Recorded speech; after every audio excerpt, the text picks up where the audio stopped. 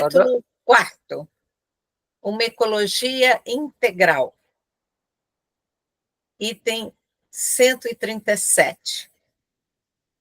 Dado que tudo está intimamente relacionado e que os problemas atuais requerem um olhar que tenha em conta todos os aspectos da crise mundial, proponho que nos detenhamos agora a refletir sobre os diferentes elementos de uma ecologia integral, que inclua claramente as dimensões humanas e sociais.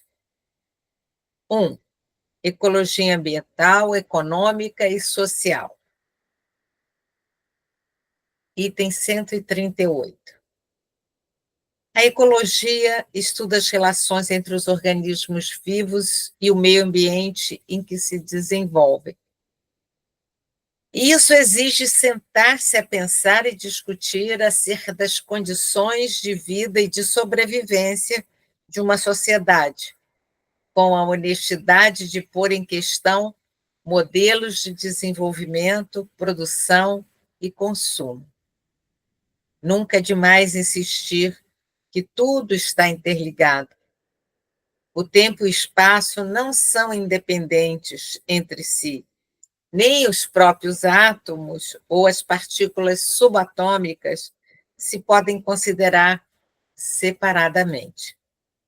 Assim como os vários componentes do planeta, físicos, químicos e biológicos, estão relacionados entre si, assim também as espécies vivas formam uma trama que nunca acabaremos de individuar e compreender.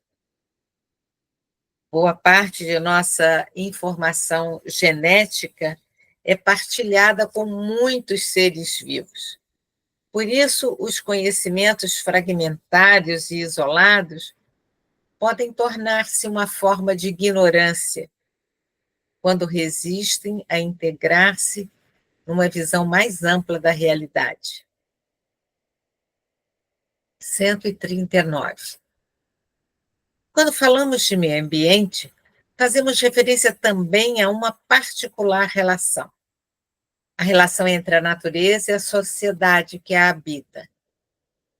Isso impede-nos de considerar a natureza como algo separado de nós, ou como uma mera moldura da nossa vida. Estamos incluídos nela, somos parte dela e compenetramo-nos. As razões pelas quais um lugar se contamina exigem uma análise do funcionamento da sociedade, da sua economia, do seu comportamento, das suas maneiras de entender a realidade. Dada a amplitude das mudanças, já não é possível encontrar uma resposta específica e independente para cada parte do problema. É fundamental buscar soluções integrais que considerem as interações dos sistemas naturais entre si e com os sistemas sociais. Não há duas crises separadas, uma ambiental e outra social, mas uma única e complexa crise socioambiental. As diretrizes para a solução requerem uma abordagem integral para combater a pobreza, devolver a dignidade aos excluídos e, simultaneamente, cuidar da natureza. 140.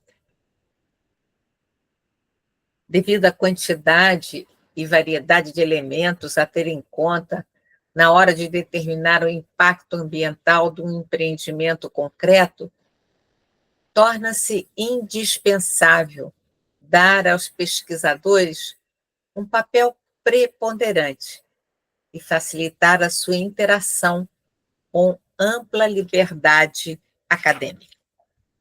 Essa pesquisa constante deveria permitir reconhecer também como as diferentes criaturas se relacionam, formando aquelas unidades maiores que hoje chamamos ecossistemas. Temos-los em conta não só para determinar qual é o seu uso razoável, mas também porque possuem um valor intrínseco, independente de tal uso.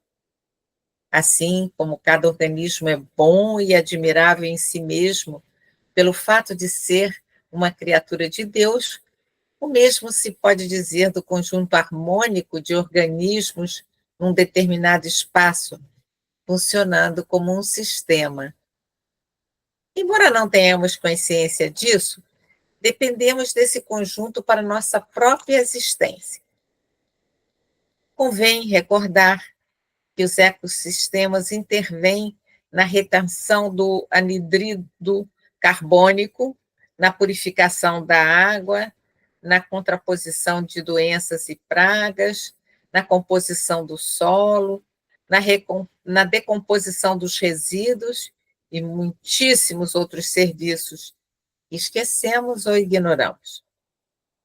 Quando se dão conta disto, muitas pessoas voltam a tomar consciência de que vivemos e agimos a partir de uma realidade que nos foi previamente dada, que é anterior às nossas capacidades e à nossa existência. Por isso, quando se fala de uso sustentável, é preciso incluir sempre uma consideração sobre a capacidade regenerativa de cada ecossistema nos seus diversos setores e aspectos. 141. Além disso, o crescimento econômico tende a gerar automatismos e a homogeneizar a fim de simplificar os processos e reduzir os custos. Por isso, é necessária uma ecologia econômica capaz de induzir a considerar a realidade de forma mais ampla. Com efeito, a proteção do meio ambiente deverá constituir parte integrante do processo de desenvolvimento e não poderá ser considerada isoladamente. Mas, ao mesmo tempo, torna-se atual a necessidade imperiosa do humanismo, que faz apelo aos distintos saberes, incluindo o econômico, para uma visão integral e integradora. Hoje, a análise dos problemas ambientais é inseparável da análise dos contextos humanos, familiares, laborais, urbanos e da relação de cada pessoa consigo mesma, que gera um modo específico de se relacionar com os outros e com o meio ambiente. Há uma interação entre os ecossistemas e entre os diferentes mundos de referência social. E assim se demonstra mais uma vez que o todo é superior à parte. 142. Se tudo está relacionado, também o estado de saúde das instituições de uma sociedade tem consequências no ambiente e na qualidade de vida humana. Toda a lesão da solidariedade e da amizade cívica provoca danos ambientais. Nesse sentido, a ecologia social é necessariamente institucional e progressivamente alcança as diferentes dimensões, que vão desde o grupo social primário, a família, até a vida internacional, passando pela comunidade local e a nação. Dentro de cada um dos níveis sociais e entre eles, desenvolvem-se as instituições que regulam as relações humanas. Tudo que as danifica comporta efeitos nocivos, como a perda de liberdade, a injustiça e a violência. Vários países são governados por um sistema institucional precário, à custa do sofrimento do povo e para benefício daqueles que lucram com esse estado de coisas.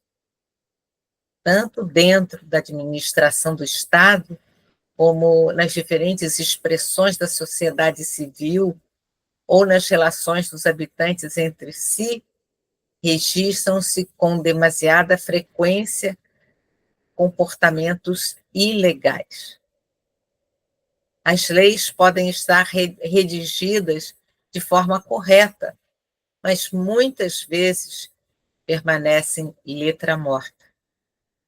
Poder-se-á, assim, esperar que a legislação e as normativas relativas ao meio ambiente sejam realmente eficazes? Sabemos, por exemplo, que os países dotados de uma legislação clara sobre a proteção das florestas continuam a ser testemunhas mudas de sua frequente violação. Além disso, o que acontece numa região influi direta ou indiretamente nas outras regiões. Assim, por exemplo, o consumo de drogas nas sociedades opulentas provoca uma constante ou crescente procura de produtos que provêm de regiões empobrecidas, onde se corrompem comportamentos, se destroem vidas, ou se acaba por degradar o meio ambiente. 2. Ecologia cultural. A par do patrimônio natural, encontra-se igualmente ameaçado um patrimônio histórico, artístico e cultural. Faz parte da identidade comum de um lugar, servindo de base para construir uma cidade habitável. Não se trata de destruir e criar novas cidades hipoteticamente mais ecológicas, onde nem sempre resulta desejável viver. É preciso integrar a história, a cultura, a arquitetura de um lugar, salvaguardando a sua identidade original. Por isso, a ecologia envolve também o cuidado das riquezas culturais da humanidade, no seu sentido mais amplo. Mais diretamente, pede que se preste atenção às culturas locais, quando se analisam questões relacionadas com o meio ambiente, fazendo dialogar a linguagem técnico-científica com a linguagem popular. É a cultura, entendida não só como os monumentos do passado, mas especialmente no seu sentido vivo, dinâmico e participativo, que não se pode excluir na hora de repensar a relação do ser humano com o meio ambiente. 144. A visão consumista do ser humano, incentivada pelos mecanismos da economia globalizada atual, tende a homogeneizar as culturas e a debilitar a imensa variedade cultural que é um tesouro da humanidade.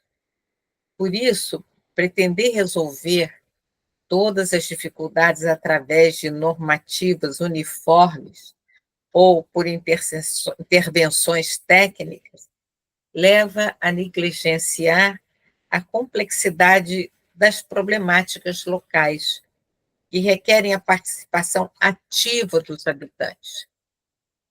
Os novos processos em gestação nem sempre se podem integrar dentro de modelos estabelecidos do exterior, mas hão de ser provenientes da própria cultura local.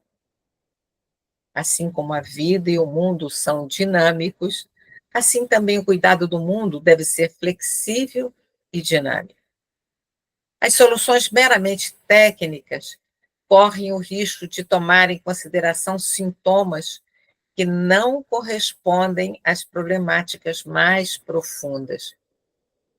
É preciso assumir a perspectiva dos direitos dos povos e das culturas, dando assim provas de compreender que o desenvolvimento de um grupo social supõe um processo histórico no âmbito de um contexto cultural e requer constantemente o protagonismo dos atores sociais locais, a partir de sua própria cultura. Nem mesmo a noção da qualidade de vida se pode impor, mas deve ser entendida dentro do mundo de símbolo e hábitos próprios de cada grupo humano. 145. Muitas formas de intensa exploração e degradação do meio ambiente podem esgotar não só os meios locais de subsistência, mas também os recursos sociais que consentiram um modo de viver que os sustentou, que durante longo tempo uma identidade cultural e um sentido de existência e da convivência social. O desaparecimento de uma cultura pode ser tanto ou mais grave do que o desaparecimento de uma espécie animal ou vegetal. A imposição de um estilo hegemônico de vida ligado a um modo de produção pode ser tão nocivo como a alteração dos ecossistemas. 146. Nesse sentido, é indispensável prestar uma atenção especial às comunidades aborígenes com as suas tradições culturais. Não são apenas uma minoria entre outras, mas devem tornar-se os principais interlocutores, especialmente quando se avança com grandes projetos que afetam seus espaços. Com efeito, para eles, a terra não é um bem econômico, mas dom gratuito de Deus e dos antepassados que nela descansam, um espaço sagrado com o qual precisam interagir para manter a sua identidade e seus valores. Eles, quando permanecem em seus territórios, são quem melhor os cuida. Em várias partes do mundo, porém, são objeto de pressões para que abandonem suas terras e as deixem livres para projetos extrativos ou agropecuários que não prestam atenção à degradação da natureza e da cultura. 3. Ecologia da vida cotidiana. 147. Para se poder falar de autêntico progresso, será preciso verificar que se produz uma melhoria global na qualidade de vida humana. Isso implica analisar o espaço onde as pessoas transcorrem a sua existência. Os ambientes onde vivemos influem sobre a nossa maneira de ver a vida, sentir e agir. Ao mesmo tempo, no nosso quarto, na nossa casa, no nosso lugar de trabalho e no nosso bairro, usamos o ambiente para exprimir a nossa identidade.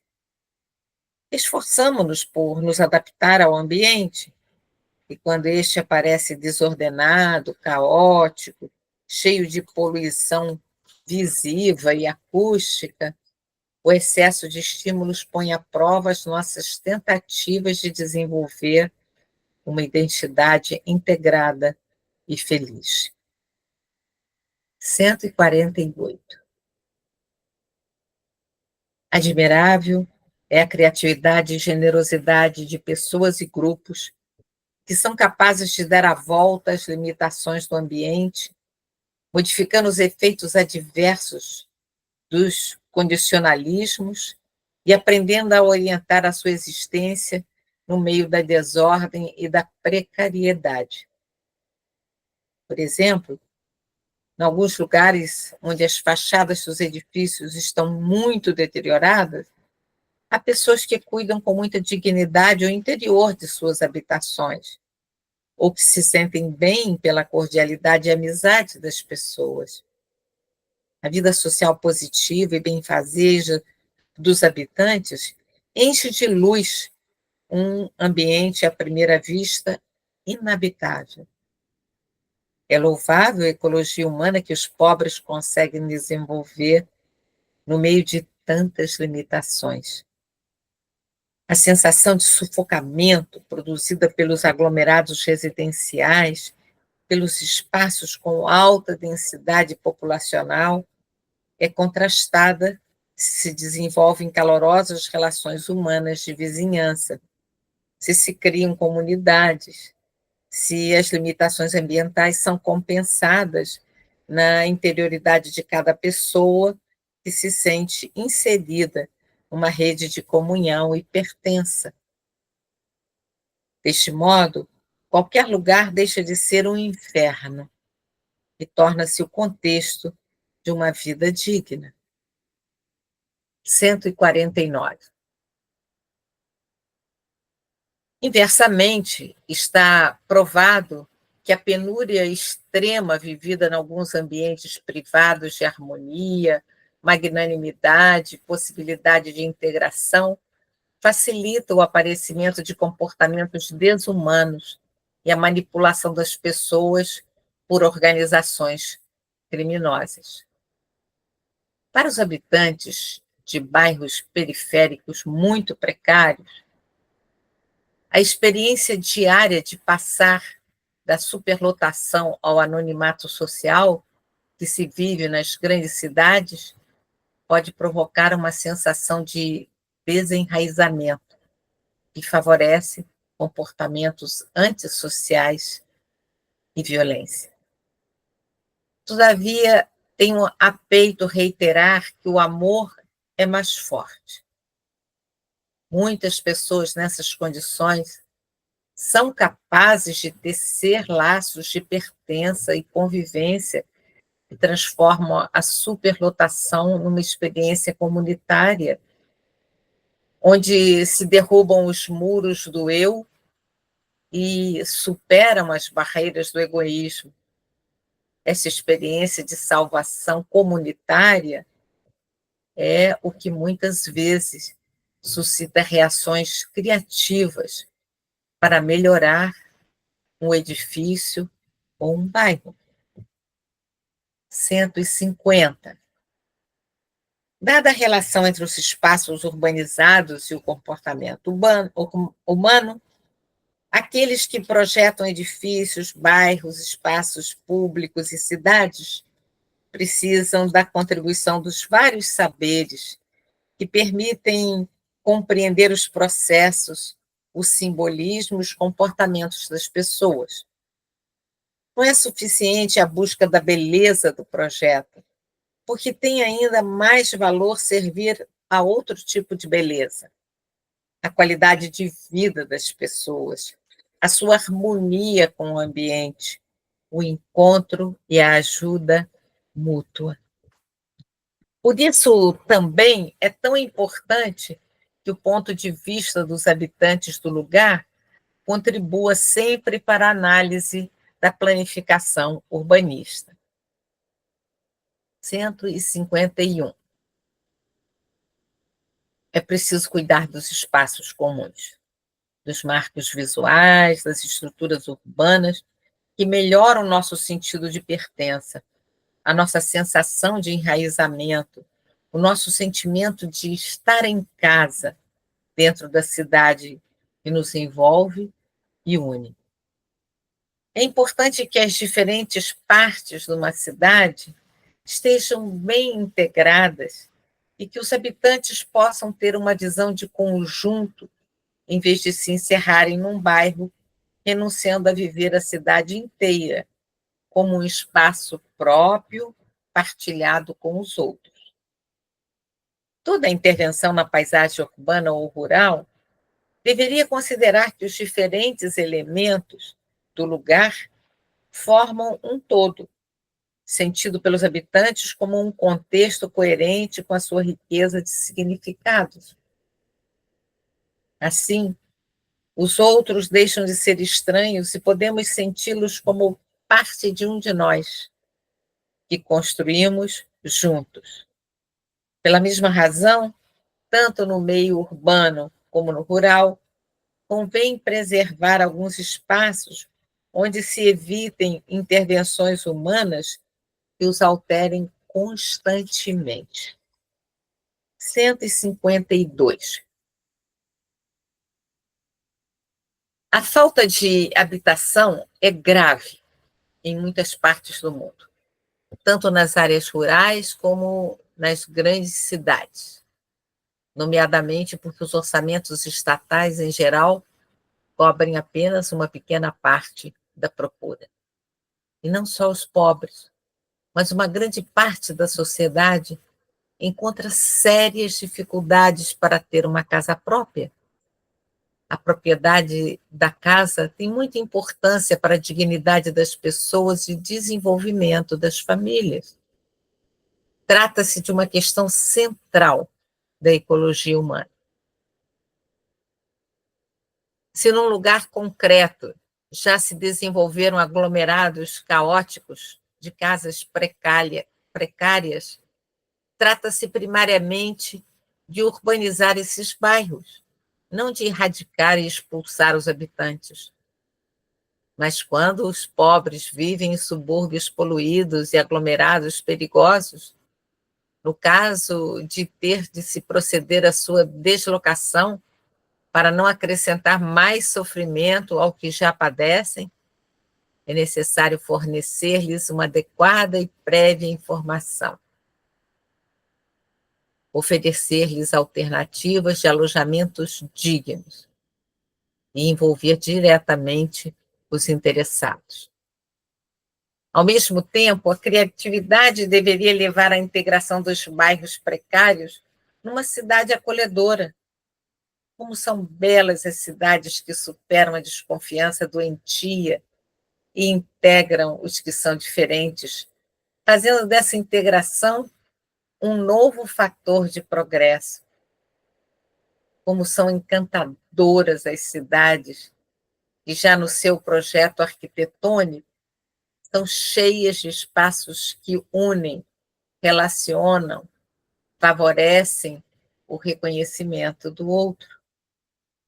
153. Nas cidades, a qualidade de vida está largamente relacionada com os transportes, que muitas vezes são causa de grandes tribulações dos habitantes. Nelas circulam muitos carros utilizados por uma ou duas pessoas, pelo que o tráfego torna-se intenso. Eleva-se o nível de poluição, consomem-se enormes quantidades de energia não renovável e torna-se necessária a construção de mais estradas e parques de estacionamento que prejudicam o tecido urbano. Muitos especialistas estão de acordo sobre a necessidade de dar prioridade ao transporte público. Mas é difícil que algumas medidas consideradas necessárias sejam pacificamente acolhidas pela sociedade, sem uma melhoria substancial do referido transporte, que em muitas cidades comporta um tratamento indigno das pessoas devido à superlotação, ao desconforto ou à reduzida frequência dos serviços e à insegurança. 154. O reconhecimento da dignidade peculiar do ser humano contrasta frequentemente com a vida caótica que tem de fazer as pessoas nas nossas cidades. Mas isso não deveria levar a esquecer o estado de abandono e desleixo que sofrem também alguns habitantes das áreas rurais, onde não chegam os serviços essenciais e há trabalhadores reduzidos a situações de escravidão, sem direito nem expectativas de uma vida mais dignificante. 155. A ecologia humana implica também algo de muito profundo, que é indispensável para se poder criar um ambiente mais dignificante. A relação necessária da vida do ser humano com a lei moral inscrita na própria natureza. Bento XVI dizia que existe uma ecologia do homem, porque também o homem possui uma natureza que deve respeitar e não pode manipular como lhe apetece. Nessa linha, é preciso reconhecer que o nosso corpo nos põe em relação direta com o meio ambiente e com outros seres vivos. A aceitação do próprio corpo como dom de Deus é necessária para acolher e aceitar o mundo inteiro como dom do Pai e casa comum. Pelo contrário, uma lógica de domínio sobre o próprio corpo transforma-se numa lógica, por vezes, sutil de domínio sobre a criação. Aprender a aceitar o próprio corpo, a cuidar dele, a respeitar os seus significados é essencial para uma verdadeira ecologia humana. Também é necessário ter apreço pelo próprio corpo na sua feminilidade ou masculinidade, para se poder reconhecer a si mesmo no encontro com o outro, que é diferente. Assim, é possível aceitar com alegria o dom específico do outro ou da outra, obra de Deus Criador, e enriquecer-se mutuamente. Portanto, não é salutar um comportamento que pretenda cancelar a diferença sexual porque já não sabe confortar-se com ela.